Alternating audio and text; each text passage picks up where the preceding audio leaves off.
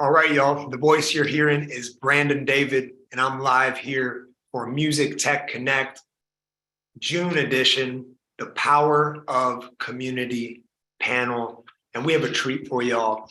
We're here with Andrew Schiffman, head of music at Schiller, Con Rosso at Tuned Global, James, New York City, art connector, collector, manager, advisor. And we have Joseph Pino, Merge on Demand, getting ready for Canadian Music Week. So y'all, I just want to get this started with just real briefly, if you could go around real quick, 15, 20, 30-second tops intro. So those watching and those participating can get a quick feel of who you are, what you do.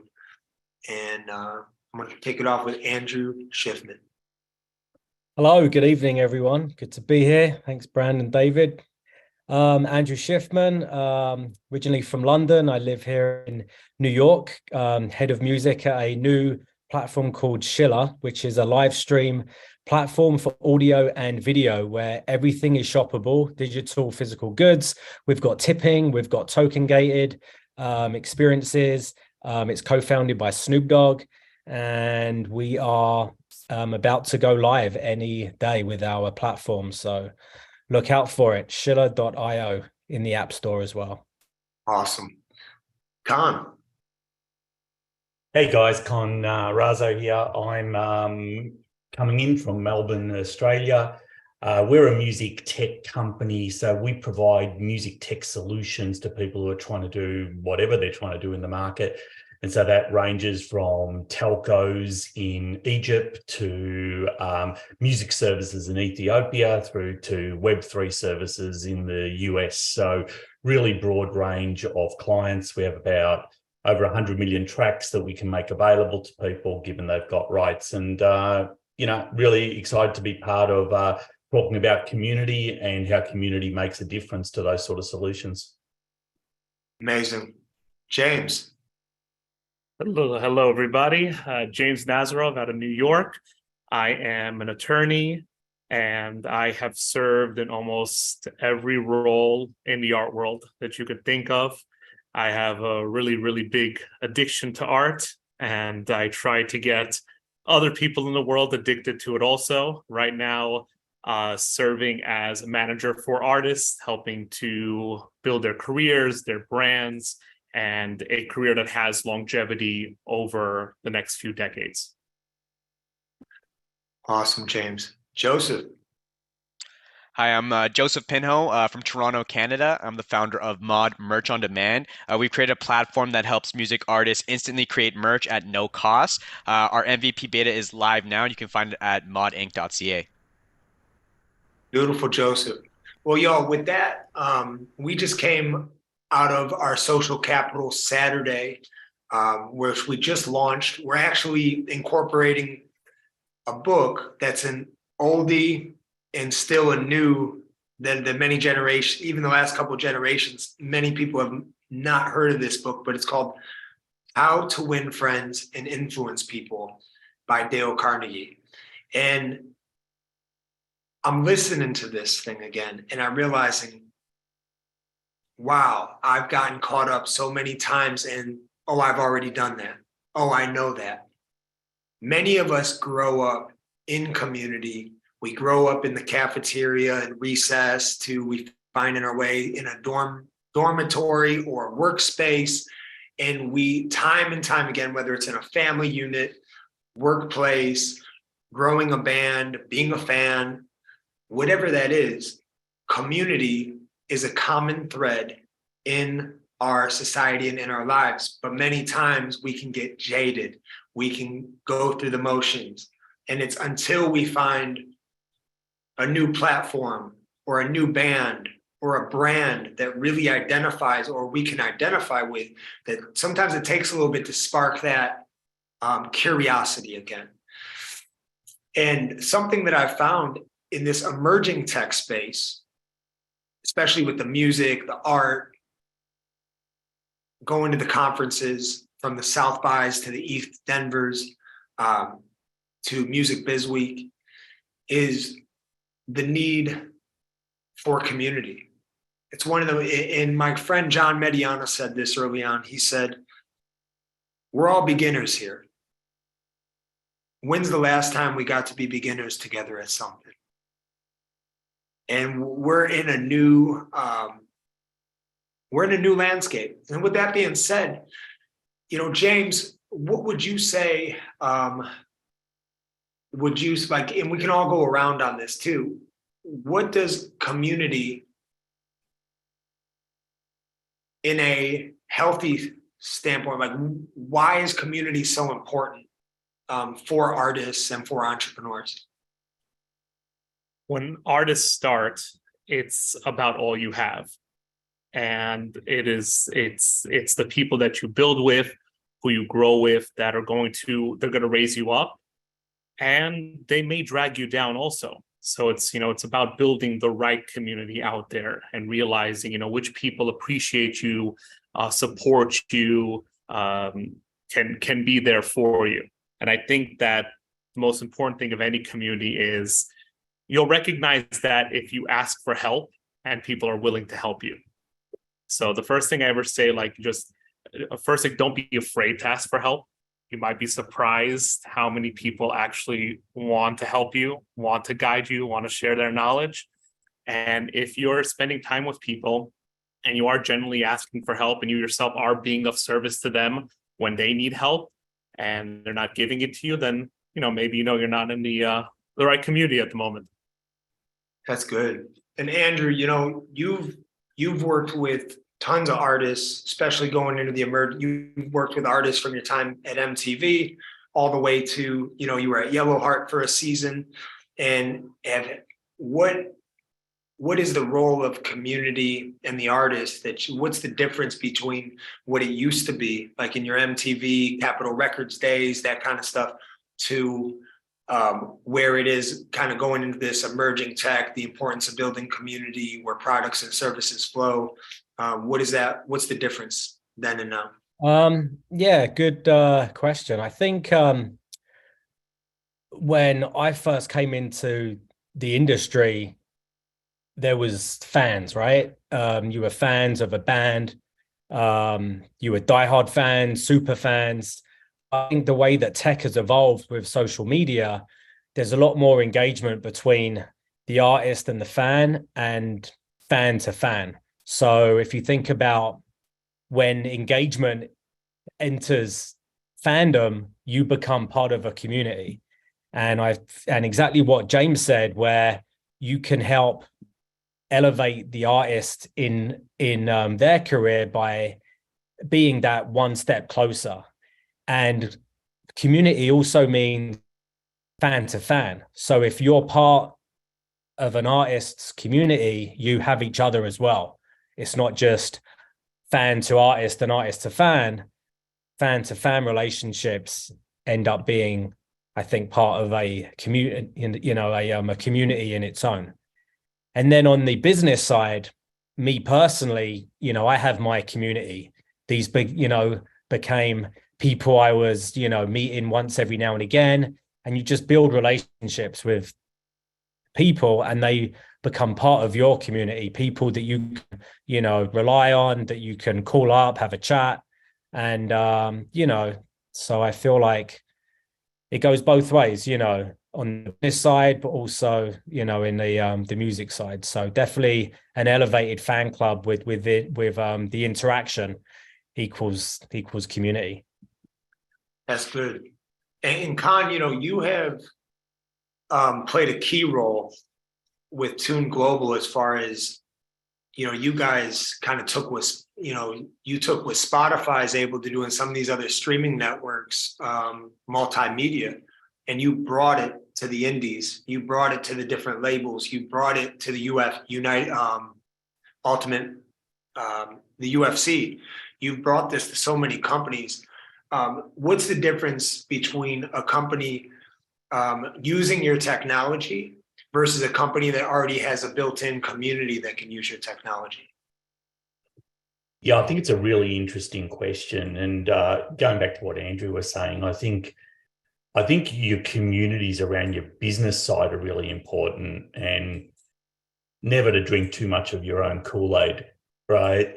So what, I think for us to stand here and say we've got the solutions to communities would be incredibly arrogant. What we want to say is we've got solutions that can put your ideas in place. So what are your ideas? What are you trying to do that's something that's really special?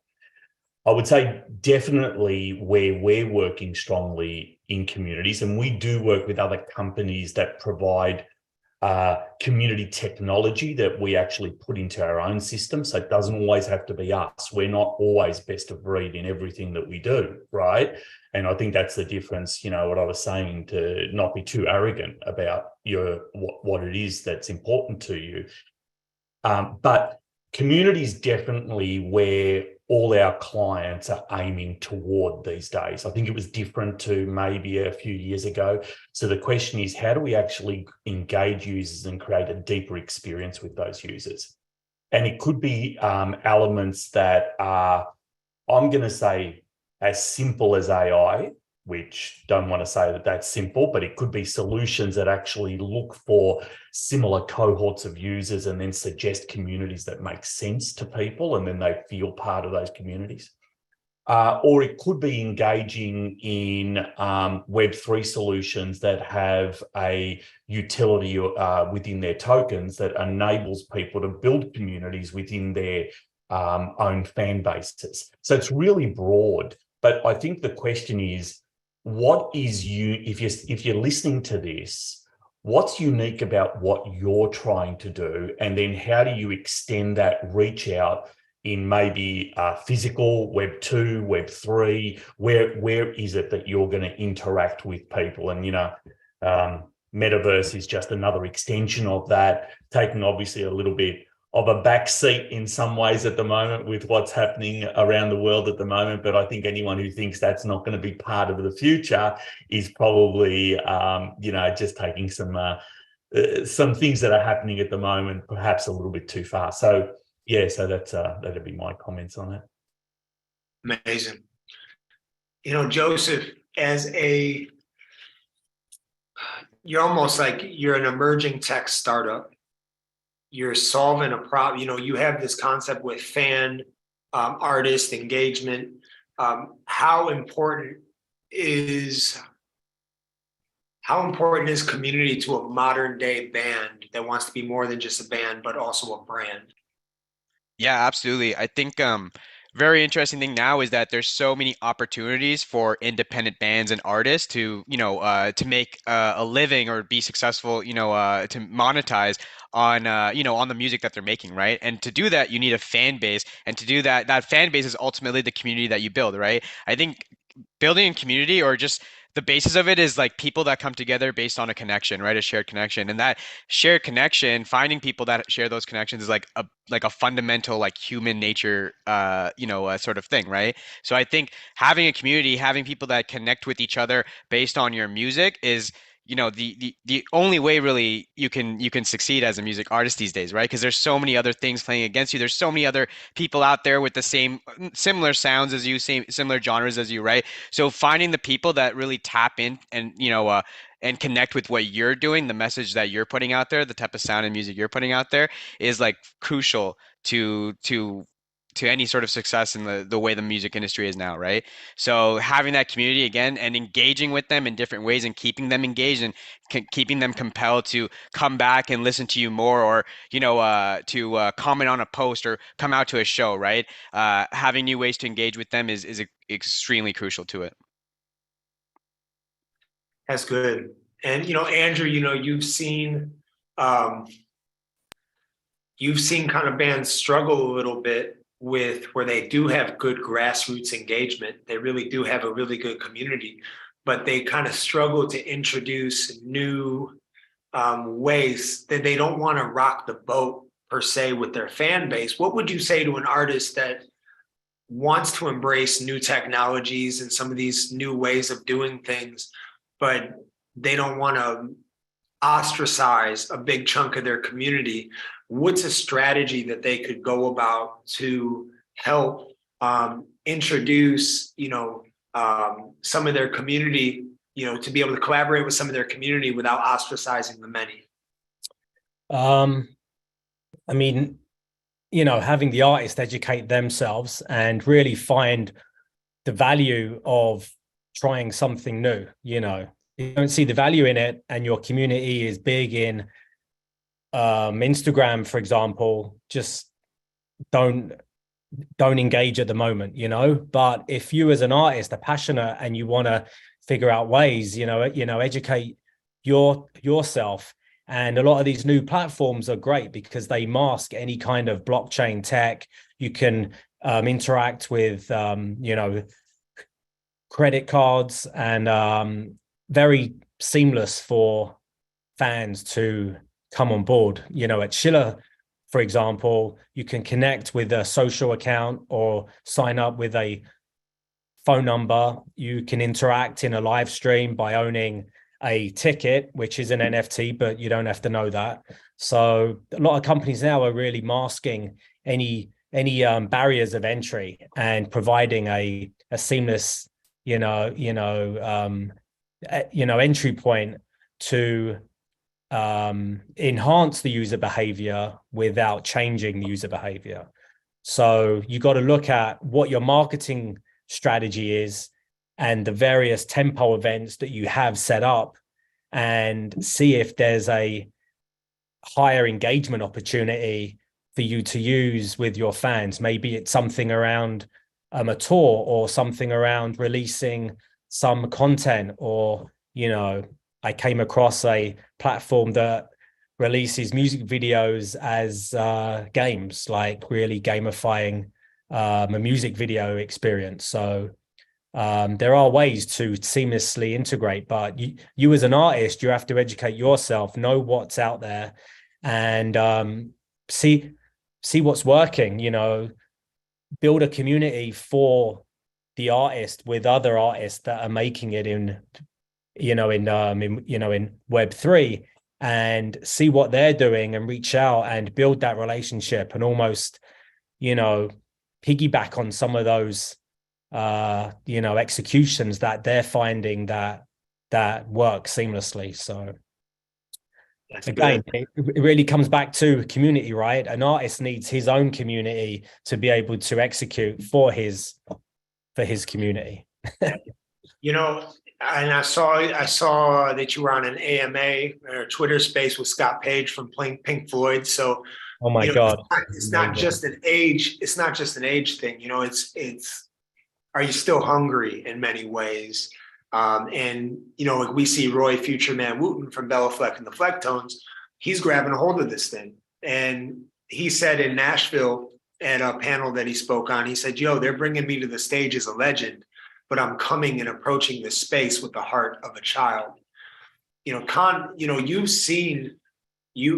been riding these waves for a while. I know we connected early pandemic, and you've seen some different trends. You've seen things come, go. You've seen things stay. You've worked with, younger to older artists, newer brands to more legacy brands. What is the barrier of, what would you say is one of the biggest barriers from people being able to capitalize on leveraging new technologies to build their communities? And what's an example of a company that you see that's doing a good job with, kind of bringing their community along into this space? Yeah, interesting question. And, I think there's people that are a lot more experienced on this call when we talk about specific artists or bands and how to sort of take those processes further. We're more into, I guess, ultimately it's about the band or the artist, but it's there's this layer in between, which is the company or the people that are trying to do something different. I think the piece that's always helped us the most is really around, first of all, totally understanding the new technologies that are emerging and put yourself into that new world. I say be immensely curious, right? But then work out how you can actually test and learn how these things impact you. So what are small experiments that you can do? You don't have to pivot. You don't have to change a strategy from A to B. How do you learn how to do something? And not necessarily in a community sense, but, you know, we had our own direct-to-consumer service for a little while in Indonesia, built that to about 4 million users. And we learned how to acquire users in a very small scale initially, and then gradually increased the way that we did that, the money that we put behind it, and the other things that we did till see, did it work at large scale? So when you're trying to do something with a new community, how can you experiment without leaving your other users behind? As far as I would say that it really varies from the community side on our side, because it's also a cultural thing. So we have services that are in Thailand, Japan, different places in Africa through to UK and US. And I would say each one of those is quite different in how people want to connect.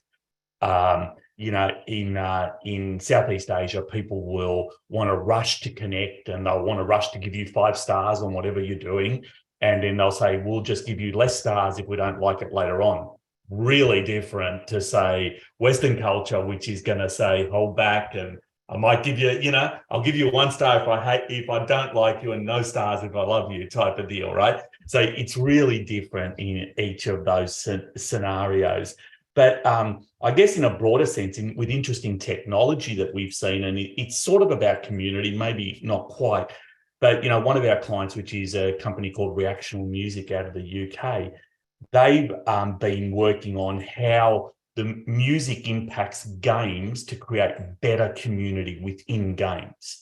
And so their technology either morphs gameplay to music, or it morphs music to gameplay.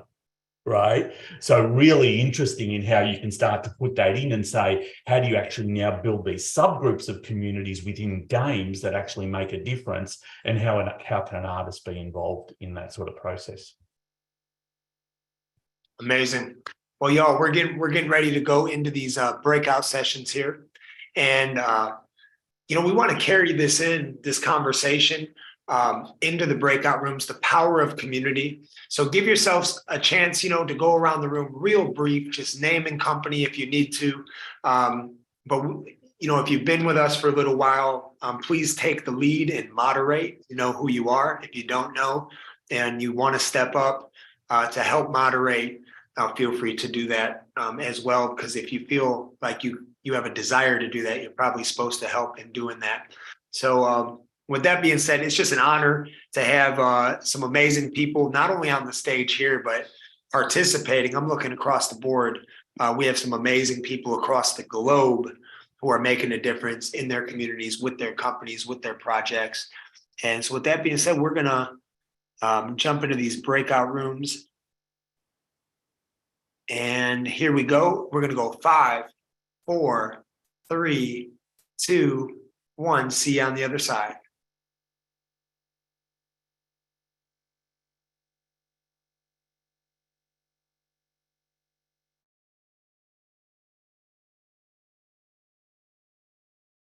Hey, Django, how you doing?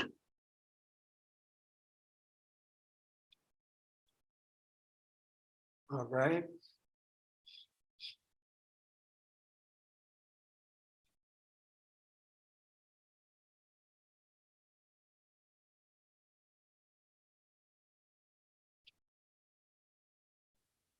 Django, are you there?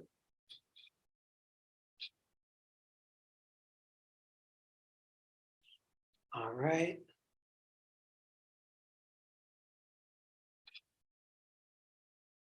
Okay. All right. Well, we just had a great panel discussion. So if you're there watching the replay, I'm going to get ready to go into a room myself here shortly, but stick around. We'll be right back. Fast forward about 5-10 minutes and you'll see some more content. But that was an amazing panel. So blessed to have these people on the call. But there's some amazing people connecting in the breakout rooms. You would have had to be here in person. And we are getting ready for New York City Indie Week, Indie Music Week. So if you're going to be in New York City, week after next, or actually, yeah, next week. I believe that's June 12th through 15th. Reach out. We have some great great VIP satellite party and some pop-up meetups that we're connected to. Would love to make an introduction if it's a good fit. And see you on the other side. Stick around, fast forward if you're watching the replay. I'm Brandon David. Keep it moving. But you're welcome to just sit here and wait if you'd like to. Don't want to feel like I'm pushing you out here.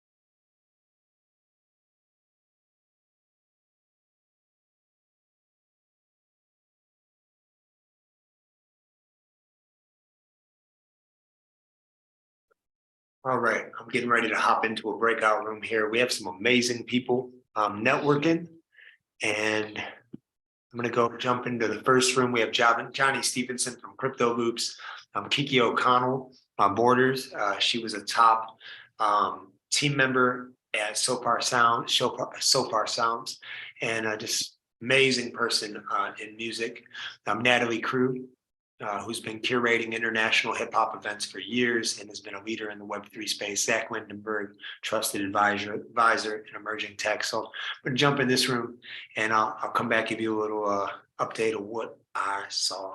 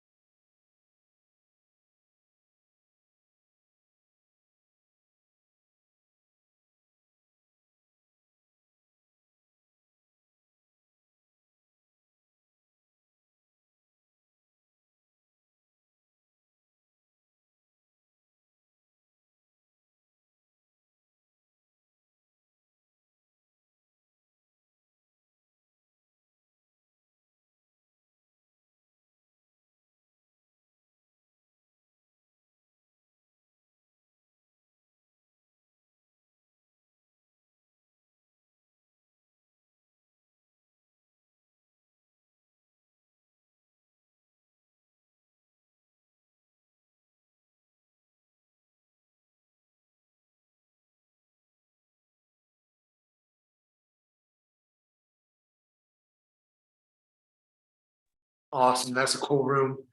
We go way back with Natalie Crew in the clubhouse days. Seems like years and years and years ago, but it was in early 2021 that I was waking up in the middle of the night, getting pinged into these rooms. It was like a podcast community room called Clubhouse. And so if you're watching this in the year 2024, there was this thing called Clubhouse. And these people during the pandemic would go into these rooms and nobody could see their faces, but you could hear their voice. I'm having fun with you, but I'd go into these rooms and it would be Natalie Crew one night was schooling MC Hammer about NFT technology. And I'm like, why is MC Hammer in a room at 2 o'clock in the morning, which is probably only like 11 o'clock, 11 or 12 o'clock PST time if he was out there. But like, why is he out this late? And then another artist, another person. And so Natalie started joining us on the Music Tech Media Summit, and her and some other movers and shakers encouraged us to start the Music Tech Media Hour on Clubhouse. We called it the Music Tech Media Hour because life is a marathon. So it's cool to see Johnny Stevenson, who's a part of some of those early meetings in Clubhouse, but also Kiki O'Connell Borders, who's a music industry exec, making a difference for artists. And who else was in that room? And Zach Lindenberg, aka Zach 23K, trusted advisor in this new space. So I'm gonna go check out another room. So see you in a few.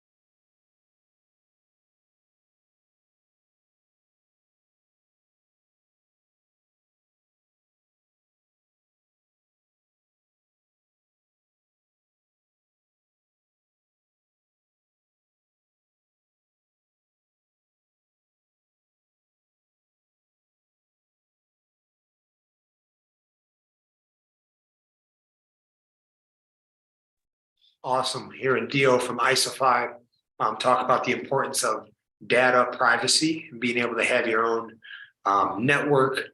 They do an amazing work. So some amazing people in that room.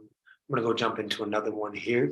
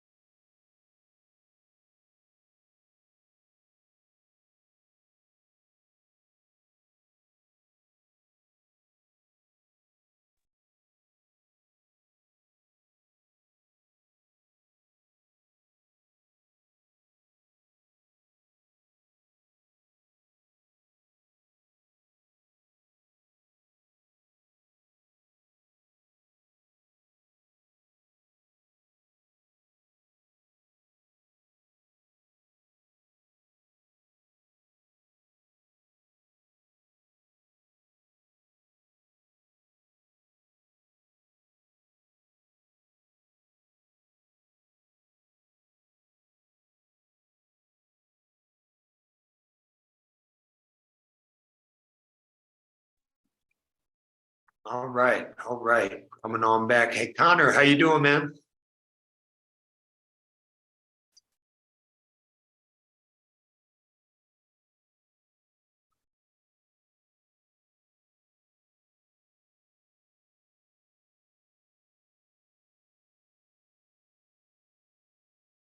Hey, you there? Yes. Hey, how you doing? Hey, you remind me for a second how we connected. I'm a friend of Zol's. He forwarded me the link, said I should come through, try to learn as much as I can. So I came through. Awesome, man. How was the breakout session for you? For me, I didn't really talk too much, but I was listening as much as I could, gathering as much information. I was in the breakout room with the I'm terrible with names, but the man whose company's Schiller, and the other two, they were talking about VR glasses, lots of cool stuff there, lots of socializing and like talking about how they made connections elsewhere, such like that. Very cool, very cool. We're gonna get ready to go into some spotlights here before our second breakout session.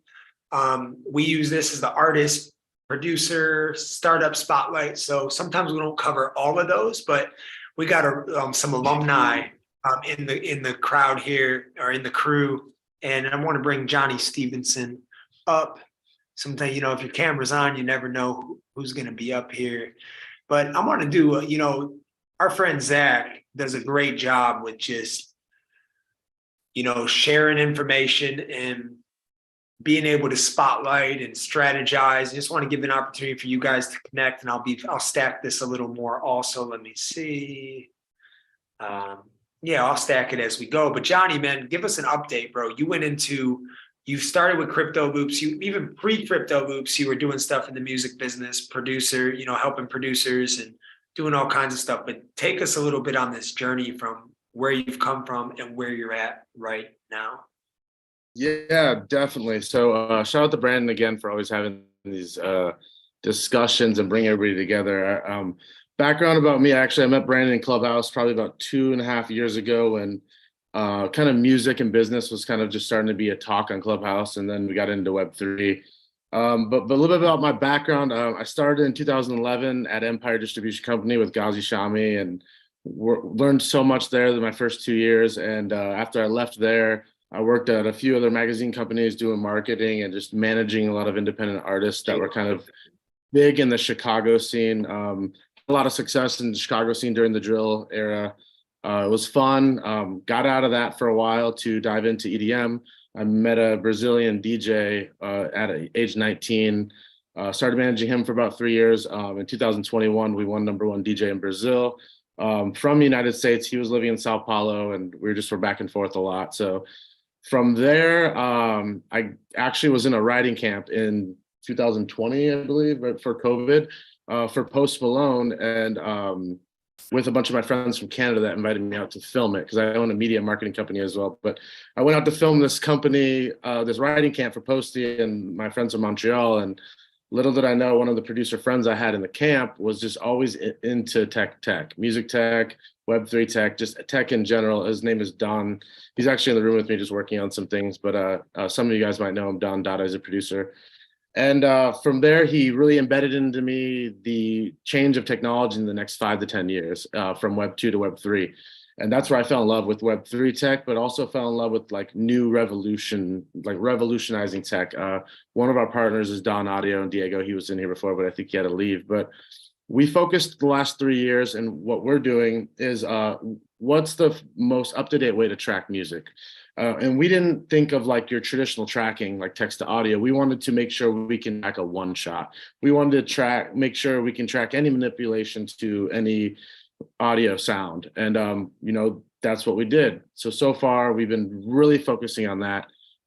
Actually, in about a month, we're going to start releasing the beta with some of the big partners. Actually, a lot of really cool stuff coming up. We've been sitting back just developing And we're going to start coming back more into these programs with Brandon and just start showcasing what we're building. But that's kind of like a little bit about my background and what I've been doing in music. I'm pretty open to meet with people and discuss more about what we're doing. We have NDAs if you really want to dive into who our partners are.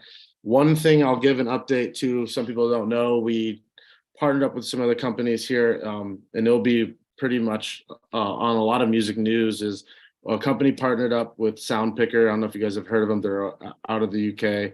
They just closed 15% of the music catalog in Web 2 to bring into Web 3, 15% of the world's music catalog. And we're hoping to test our beta with, well, we are, but it's a lot of paperwork and ironing out. But it's one of the coolest news we have right now is we might be able to test that 15% of the world's music with just our watermark. So it's just fun growing. It's been growing pains. I can't lie. We were in Web3 forever, and now we're bouncing back a little bit, but we're focusing on the audio watermark, and then we're still having our smart contracts and everything going on. But stay up to date with me. I'd love to meet with people and kind of just network and build. Thank you, Brandon. Shout out to Zach. I'll give Zach an introduction now. Yeah, Zach, you've been, is there any questions you might have for Johnny? You've seen him around in the mix, but just anything you want to dive into what's happening with Crypto Loops and this new watermark that they're working on too. I got so many questions. I might actually take a time to get back on a one-on-one. I got so many questions. It's been a while. No, I think it's awesome what you're working on. It is interesting seeing the space that we're in that there's a lot of shift. There's now like that middle ground we met between Web 3 and now it's Web 2.5, and now it's kind of taking more of a back seat in some instances because of some other emerging tech that's happening, but also people are working on other things, like now Johnny's doing some new updated things. So it's just really interesting seeing how people develop and what's the root cause here, like what are all these tools that we're learning, but also like what is it that we're really good at and how can we utilize a lot more of our strengths. And I'm not saying anything bad. I'm just saying it's just really interesting seeing so many different shifts, and I kind of like that because we're trying to keep up to date with an industry and in the world in general of like what's going on with tech, what's going on with the music industry, and you always have to be ahead of the curve with this industry, because unless you're if you're just like that guy that does the thing that he's been doing since day one in the industry, it's a very niche community they're going to be a part of, especially if like he engineers a certain way or he produces a certain way or he plays a certain way. There's only going to be a small group. It's probably going to be a pretty powerful group, but it's still going to be small. But people like us that are really trying to like get ahead, I think are going to be using this technology and really have a better understanding when it comes not only to this technology, but to teach it to other people like the community we're talking about tonight. How do we help community build? And one of it starts here is the community we're here on now. Everyone's getting to know each other, learn more information about the individual, and then like, that sounds really cool. I want to work with him because I like what he's doing and I want to be a part of that, or I have an idea that I could collab with him to make both our products better. And I think that's really cool because in an industry like this, I don't know if it was like pre-COVID, but everyone was kind of like segregated, keeping their own companies to themselves to get better.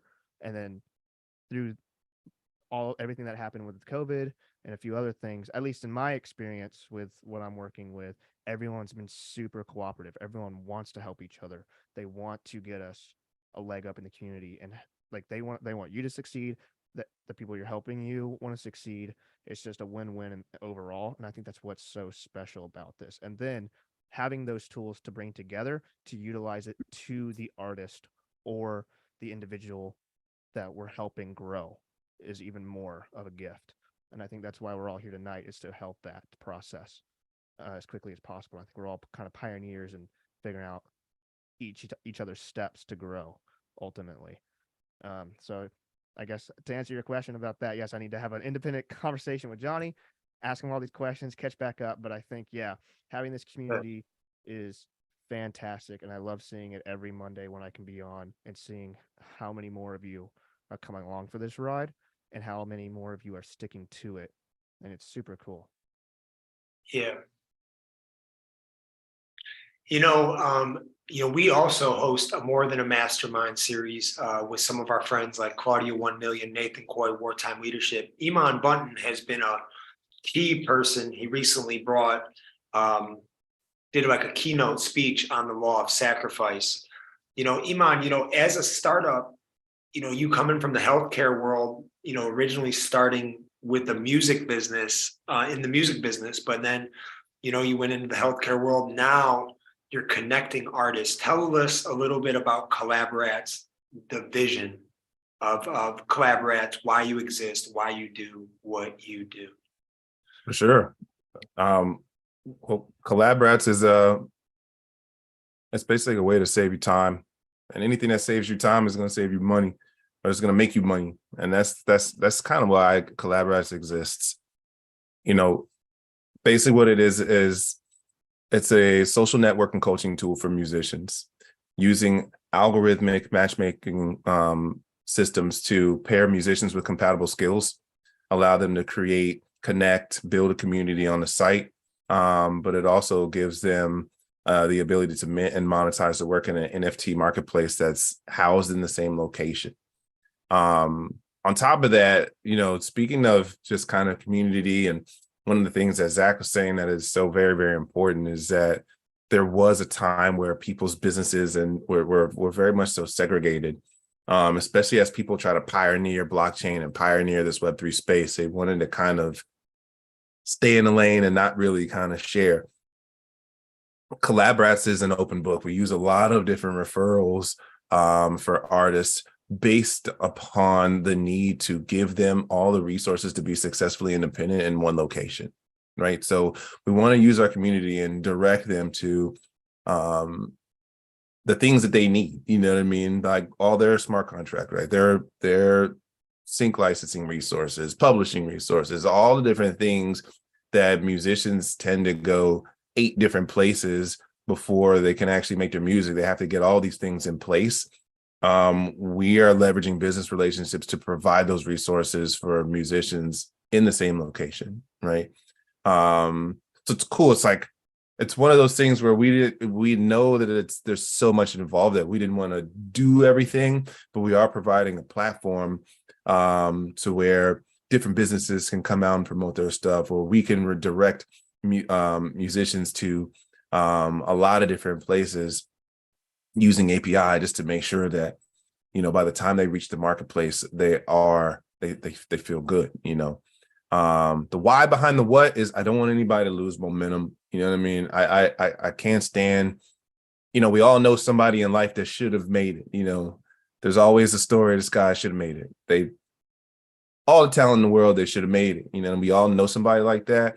And a lot of times that person, they just lack the resources and the network in order to really get them to where they need to go. And, with this space, and especially the way that people are connecting now, there's really no reason for people to kind of miss out. You know what I mean? And I think, God gives you talent. It does not come with an expiration date. Like there's always a way that you can use it.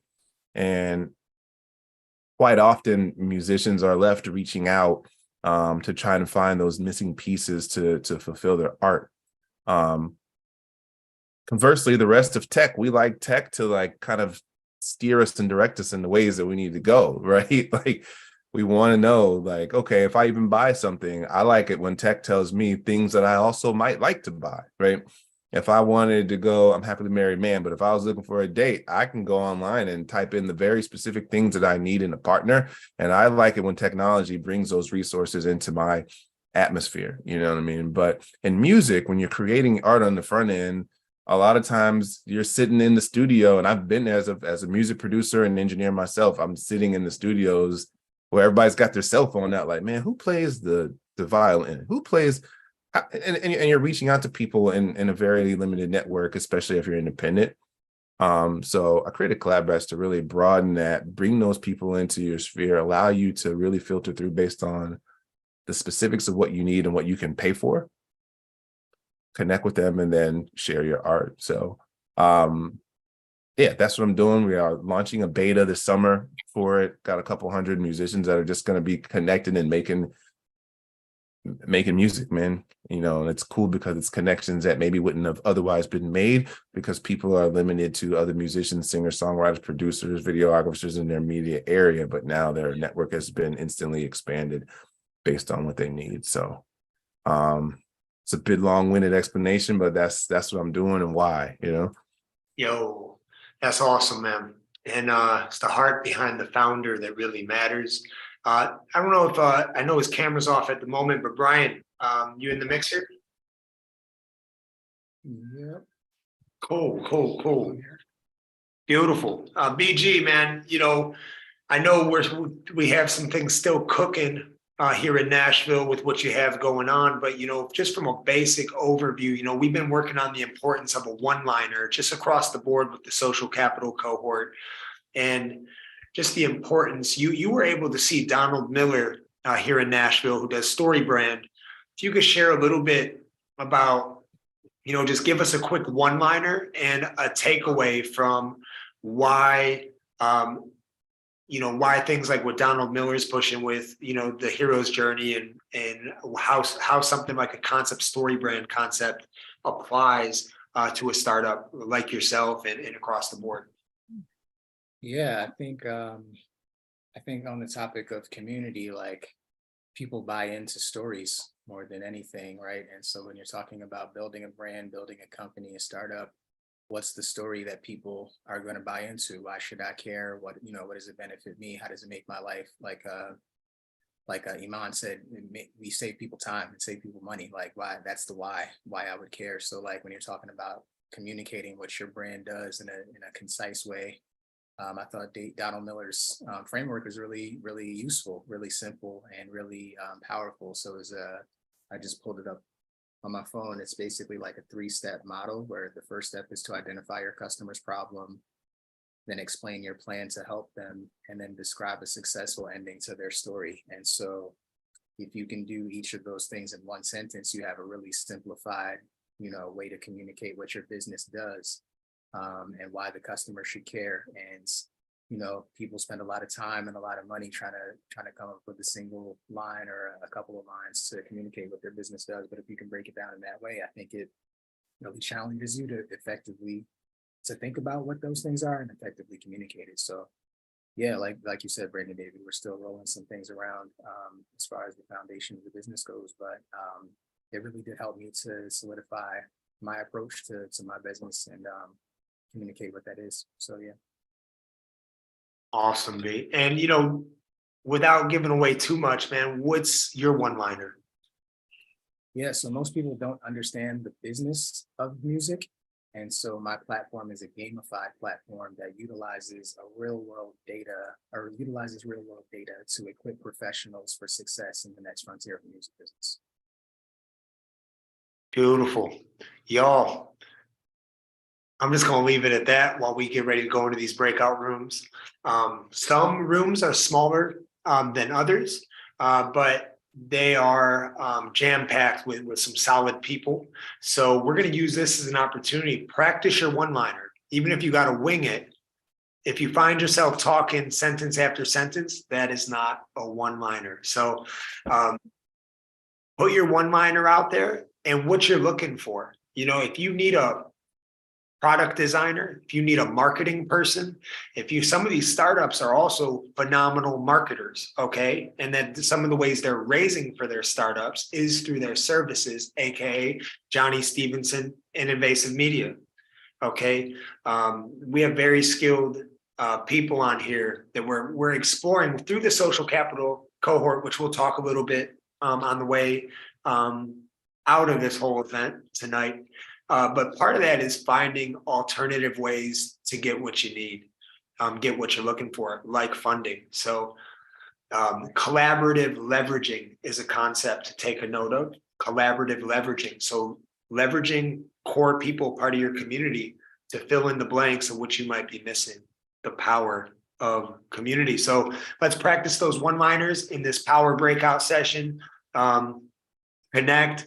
Find some people you want to do a one-on-one with, and if you need to jump out of a room or anything like that, feel free. But I'll see you on the other side in about 9-10 minutes. So let's make it count. We'll count it down. 3, 2, 1. Here we go.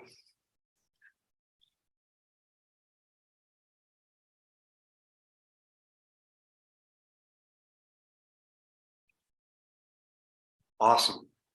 There's another great artist spotlight session. I'm gonna go jump into some of these rooms too and fill in the blanks here.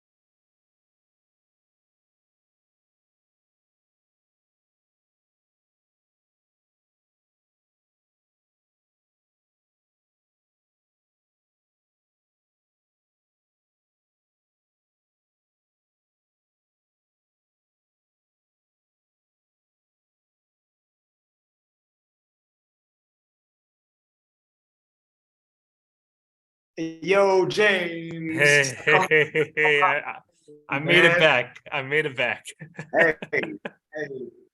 Yo, I'm here with James. James, man, for anybody that's watching the recording and they're just glad to have some kind of content on here right now. Why? What is happening? What is the power? We talked about community, Yes. about, having a community on that, but tell us the importance of that one person who can make a difference. What do they look like and how can they make a difference for a brand, a band, or an artist? Instrumental. It's and then again, what does one look like? One could be just one person. That's it. It could be a small group of people, a small community that you build. But we were touching on it on the last conversation. It's like resources. Resources keep an artist going. It's difficult to be an artist. It drains a lot out of you. There's a lot of dedication. I think it was, what was it? Iman said that it was, there's a lot of people with talent that just don't get to make it.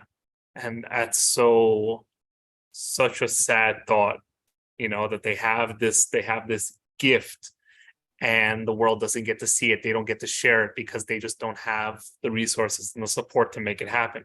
So having that one person or that small network really supporting you, who gets you, understands you, that's life-changing. That's career making. I mean, that's legends are made from that support. So being able to cultivate that is crucial. Yeah, I saw it, the artist you represent happens to be a family member and your father, but you could see the professionalism when we met in New York City. You could just see like he's still curious, like he knows you're on the cutting edge of some things, and he's just like not just along for the ride, but there's a level of trust, and you don't always see that within family, but it's a very cool dynamic when it can happen, and when you have professionalism plus the level of trust and respect and honor. And that's something I noticed that you, because of you working with your own father, representing your own father, who's a legacy artist, the level of honor that you bring to every artist, entrepreneur, person that you come across is absolutely phenomenal.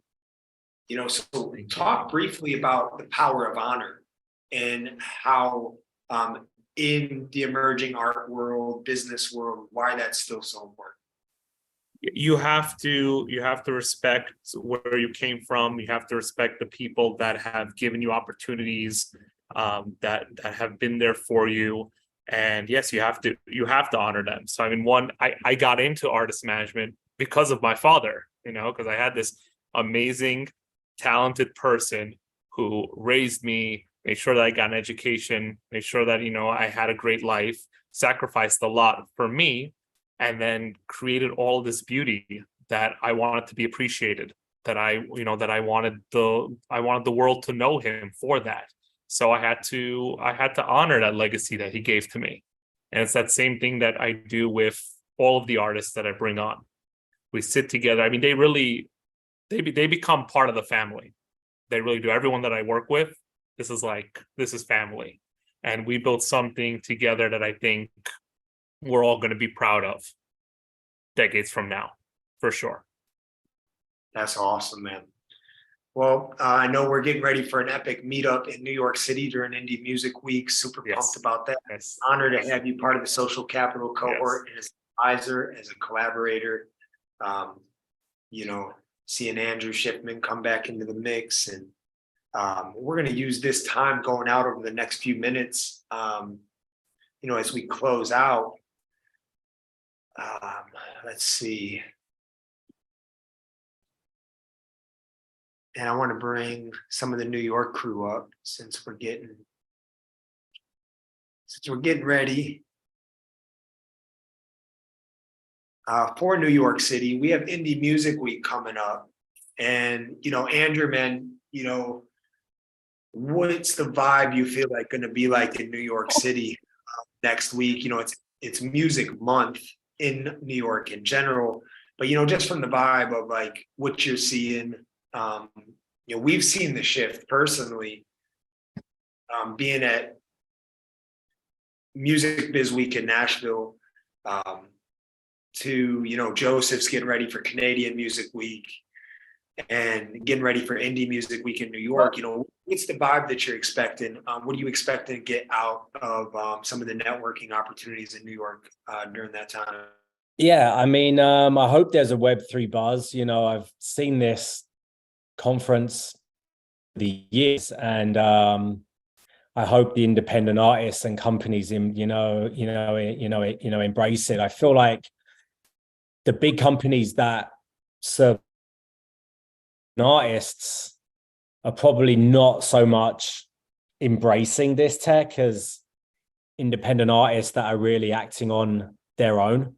You know, a lot of the DSP kind of promotion companies that offer that label service for independent artists. So we'll see, you know. Heard much, and I kind of skimmed through the panels, so I'd like to you know, take some time and really see what's going on. But you know, one of my friends is on a panel Monday at this event, and he's just a traditional music video producer, no Web3. So we'll see, man. I'd like to be at that event Tuesday, and then I'll come down Monday, so I'll if anything else is going on. Yeah, we got a couple pop-up meetups in the work in New York City, and looking forward to bringing some of the crew together. Vershawn should be out there. I heard Iman's making a ride.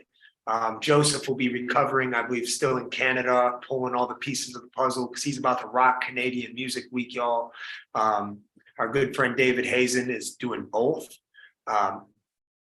I know Zach's probably going to be recouping a little bit, but for Sean, we should be seeing in New York. You know, the power of community, y'all, is if you're looking to be represented in some of these markets, this is what we do.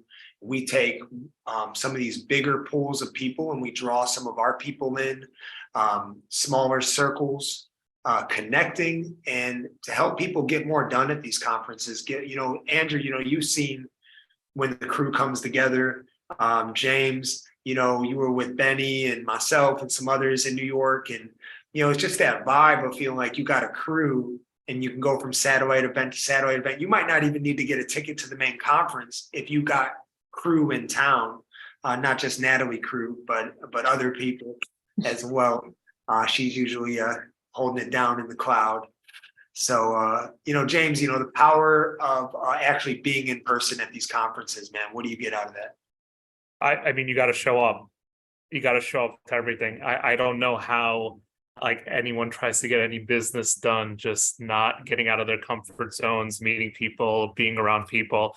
Every artist that I work with, every artist I don't work with that I speak to, I'm just like, you got to go to the gallery openings, you got to go to the art fairs, you just got to be around, you got to get in the mix. People have to know you, and then people are going to fall in love with you. And to fall in love with you, they're going to fall in love with your talent, with your art, what you're creating, because it's all of that. I just got to give massive props to Iman, because I wrote this quote down when you said, I think it was you who said it, I want to make sure, but talent doesn't have an expiration date. Man, that is, I'm gonna name a painting after that. So just wanted to say, brother, that was beautiful, beautiful words, man. If you like it, you could put an NFT on it. That's right. I'll cut you in on the royalties there, you know. And so you know, we got a pretty amazing entrepreneur in the mix. Her and her husband Jeremy are doing some amazing things. And just Kiki, you know, on our way out of here, you know, we have Alicia Ellis, who's a participant, advisor, very good friend and collaborator of ours, rocking Cleveland, Ohio, y'all. Cleveland and Miami, all the way to Israel. She's been across the world building bridges, and she's the director of education for Futureland Conference, coming alongside Mayor Bibb and other equity stakeholders in Cleveland, y'all. This conference is its second year, and we're just honored to have Alicia just in the mix. But Kiki, you know, being in here, you know, as somebody who's been a music business executive, live events coordinator, if you had to say to the audience, anybody that's watching, what is the most important thing about personal sustainability through the ups and downs of whatever industry you're in, especially if you're a creative entrepreneur. How important is that personal stability? And what do you recommend to anybody watching to kind of keep their not just balance, but firm foundation as they navigate, uncharted territory or just new opportunities? Yeah, I think so for those of you who haven't been in a breakout room with, my background is HR in tech startups. And I think the thing that is really important is being really clear on what your career mission is, because it means that on those days where it's a little harder and you are doing your thing and it's not necessarily always going the way that you want, you always have that mission to fall back on. And then something else that I've really learned as well, so in my last job at So Far Sound Seated, I was promoted into a role looking after the whole of global HR really suddenly, and just work-life balance as well, like as founders, especially when you've got a small team and everything feels like it's on you, just being practical about looking after yourself, and yeah, being healthy. Yeah, that's awesome. Well, we've had a blast across the globe. If you're on YouTube, you're missing the action here on Zoom. So make sure you're part of next month's. It's the first Monday of every month. We do a Super Connect. Mark your calendar for 2 Mondays from now, not next Monday, but the Monday after. I believe that is June 25th, if I'm not mistaken. The last Monday of the month, we'll have our Super Connect. If you really want to be a part of that, if you don't get an invite, you're probably still invited. So we just try to tighten it up as we get to the end of the month, and really it's more of a word of a mouth thing. So connect with us, and it's just been an honor. We had Khan from Tune Global in the mix with us earlier. Special thanks to Andrew Schiffman, head of music at Schiller, James, New York City. So grateful for you, man. Artist, manager, and so much more. Bershawn, man, on our way out, I'm just going to give you an opportunity, man, real quick. You're transitioning into a new field. Robert Kiyosaki in Rich Dad, Poor Dad said, have your big picture dream, and whatever job, whatever work you do, whatever season you're in, make sure you pick up a new skill. What's it like? You've been at epic companies, man, major, literally universal music group, merchandise and branding. Now you're going into this new position at another major company. What is the importance of taking advantage of each season or role that you're playing, whether it's to level up or start your own company? What's a key tip that you would give in building not just your resume, but making sure you're always taking a step up and making the most of your experience? Absolutely. I think that quote, like making sure that everything is aligned with the long-term vision, that's exactly what it's about, especially when you're taking jobs or new roles and you're not really creating for your brand at that time. So the new position that I'm starting, I'm going to be sales and marketing at Imagine Exhibitions. So they put on interactive museums for a ton of brands. Harry Potter's their biggest account. They'll do like Dino Safari, Da Vinci, and they'll just bring these awesome brands to life from their conception all the way through their full story. So for me, in accepting this role, I thought it was super aligned to the long-term vision, where I want to build a brand that hosts events, these kinds of exhibitions, produces like movies, films, music, albums, and all of those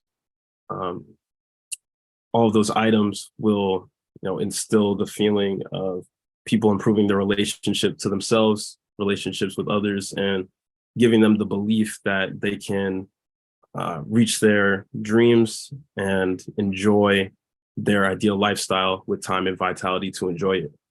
So being at a place that puts on interactive museums and can storytell and educate and have physical activities that get people involved, and it's not just you're walking through and then you leave. It's like you have a full experience and you're likely sharing it with friends and family. That really aligns with the long-term vision of the brand that I'm building as an artist and creator. So, I think you hit it right on the head with that quote from Kiyosaki. Love that, man. Yeah, it doesn't have to be separated. It can be integrated. Even if you're washing dishes, you might get the idea for your next big song, your next big show, your next big startup. Dave Ramsey says, hey, if you don't have a dream, go wash some dishes. Okay. Because, or whatever it is, cut some grass, go do something where you can work, do what you can do, but free up your mind. Sometimes when you make your creative thing your number one, you can lose your creativity. So find ways to free up time to do what you want to do in the bigger picture. Doesn't always, you don't have to, you might love to sing. That doesn't mean you need to be a professional singer. You might actually come alongside or be very successful with a startup or work a great corporate position where you can fund other singers and put yourself in the mix when you want to be in the mix. Okay. So just want to encourage everybody with that. If you're watching, Iman Button, give us that one tip to help take us through the rest of the week before we go off the air here and go into our fireside chat for those who want to stick around. Absolutely. Number one, I'll tell everybody two things, and I'll piggyback off of what I said that James is going to mint and put on a t-shirt. And that is that talent. God doesn't give you talent, so it's going to wear out and expire on you, in some form or fashion. You always have something to contribute. There's some people that can just do things. There's people that have all types of different gifts. My oldest brother can just do math. His brain just thinks math. I hate it. I don't like it, but it's a gift. It's a gift, and he was given it. So it's never too late to do to use those gifts. And the second thing is something that I say frequently is that we're going to be connecting. We're going to be meeting with people. You're going to go to conferences and network. Approach conversations. We all have our ideas and our businesses and the things that we're doing. And it's easy to get caught up in the things that you can gain from somebody else and what they're doing. But approach the conversations focused on what you can give. How can you contribute? What can you do? Even if it doesn't, necessarily immediately benefit you, but go into those conversations thinking, what can I give? How can I help you? How can I contribute to your product to make you successful? Changes your tone in the conversation and it helps you to really engage with others and network on a more meaningful level. Amazing. Awesome, y'all. Well, you heard it here. Iman Button, Tiki O'Connell Borders, Andrew Schiffman, James from New York, Vershawn Bowser, and so many others. That special thanks to Johnny Stevenson, Crypto Loops, Zach Lindenberg, Joseph Pino, heading for Canadian Music Week. He's rocking it out. Reach out to him if you want represent. Well, I think he might have closed the books on that, but if you want to last minute get represented at Canadian Music Week, reach out to Joseph. John Blackwell, foreign exchange artist, bringing artists a foreign exchange experience. Phenomenal. He's taking people across the world. Brian Garrett, doing some amazing things, gamifying the music business through education and more. Will T, welcome to the Access Age. Grand Wu, Alicia Ellis, Mas LeRae, Ignite with Light community, co-founder of Futureland Cleveland. Mark your calendars for first week of October, y'all. Make your way. And that goes for Crypto Loops too. One of their key guys was at Futureland last year. So we want to see Crypto Loops and what they're doing in Cleveland this year. Natalie Crew, special thanks to y'all. Dio over at Isify and his wife, Nicole. Special thanks to y'all being in the mix. We'll see you next time. God bless. Much success. Keep it moving. We're ending the live stream, going to the fireside chat for those who want to stick around.